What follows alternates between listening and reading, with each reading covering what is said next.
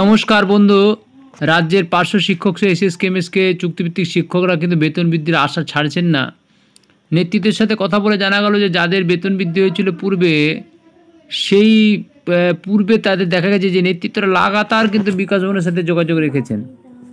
এখানে কোনো বিরোধিতা নয়, ঐক্যবদ্ধভাবে সেই চেষ্টাটাই চালাচ্ছেন।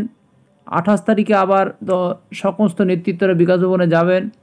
তবে বিকাশ ভবন সূত্রে সকলেই গুঞ্জন যে হ্যাঁ, বেতন বৃদ্ধির জন্য মানে প্রসেসটা চলছে। তবে আজ বললেই যে কাল হবে এমন কোনো খবর নেই, হয়তো দেরি হতেও পারে, কিন্তু লাগাতার চেষ্টাটা, অর্থাৎ দপ্তর হবে না এই কথা বলছে না, দপ্তর চেষ্টা চালাচ্ছে, এমনটাই কিন্তু খবর উঠে আসছে। কিন্তু অনেকেই ধৈর্য হারিয়ে ফেলছে বন্ধু, কিন্তু সেখানে দাঁড়িয়ে ধৈর্য হারানোটা স্বাভাবিক। কারণ একটা দুটো নয়, প্রায় 8-9 বছর বেতন বৃদ্ধি হয়নি, অথচ সব সেক্টরে বেতন বৃদ্ধি হয়েছে।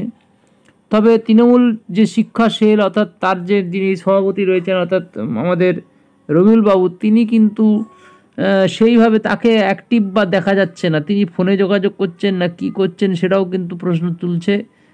তার কোনো রকম প্রতিক্রিয়া দেখা যাচ্ছে না। একবার দেখা গিয়েছিল নবান্নে ছবি তুলতে, তাকে প্রায়ই শিক্ষামন্ত্রীর সঙ্গে ছবি তুলতে দেখা যায়, ইদানিং কিন্তু সেটা দেখা যাচ্ছে না।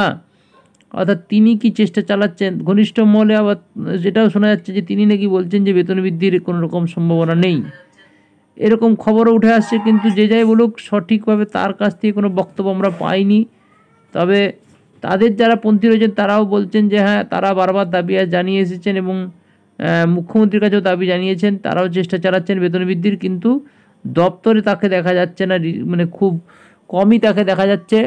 অথচ যারা বঞ্চিত ফোরাম তারা কিন্তু লাগাতার সকলে মিলে যাচ্ছেন এবং বেতন বৃদ্ধির নিয়ে তারা চেষ্টা চালিয়ে যাচ্ছেন। তো বন্ধু, 28 তারিখ আবার রয়েছে, এই বেতন বৃদ্ধির সংক্রান্ত বিষয় নিয়ে আলোচনা হবে এবং সেখানে কি হয়। তবে শেষ কথা মুখ্যমন্ত্রী বলবেন এমনটাই কিন্তু বলছেন। তবে বেতন বৃদ্ধি কত টাকা হচ্ছে, কি হচ্ছে না হচ্ছে, এখনও ডিটেলস এর মধ্যে জানা যায়নি। তবে গ্রুপ সি গ্রুপ ডির থেকে যে বেশি বেতন বৃদ্ধি হওয়াটা উচিত, 1 টাকা হলেও, সেটাই কিন্তু সম্মানের, সেই দিকেই কিন্তু তাকিয়ে আছে রাজ্যের চুক্তিভিত্তিক শিক্ষকরা। কারণ বহুদিন ধরে তারা কোনো সম্মান পায়নি। শেষমেশ অনেকে রিটায়ার হয়ে গেছেন এবং রিটায়ার হয়ে গিয়েও তারা কিন্তু চূড়ান্ত অসহায় অবস্থায় পড়েছেন। কারণ হয়তো যার 9 বছর 6 মাস হয়নি, ইপিএফ থেকেও পেনশন পাচ্ছেন না।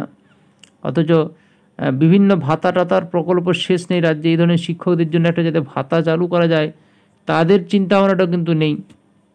এই নিয়ে রয়েছে সমস্যা। তো বন্ধু, এটুকুনি আজকের খবর আপনাদের জানালাম। আপাতত দেখতে থাকুন ট্রুথ নিউজ চ্যানেলটি, অবশ্যই সাবস্ক্রাইব করুন, সঙ্গে রাখুন। নমস্কার, ধন্যবাদ।